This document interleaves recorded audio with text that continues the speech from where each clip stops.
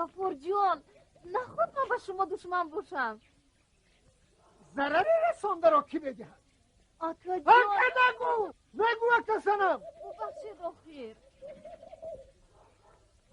گوش کن سنم، با من باشد همه این باغ راه صدقه یک توری موید، لیکن همش عیب خودت.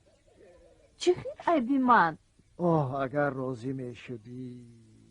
گوسفندان را سرده؟ سنم، من از کی کمم؟ نه از کی کمم؟ او شما یگانه مردی با ناموس و نامداری دهید. چرا با چشم من این طور نگاه میکنی؟ دختر بیناز نمی شود. آش به پیاز. برخیرم غفور جان جان. گوسفندان را به خانه کنید.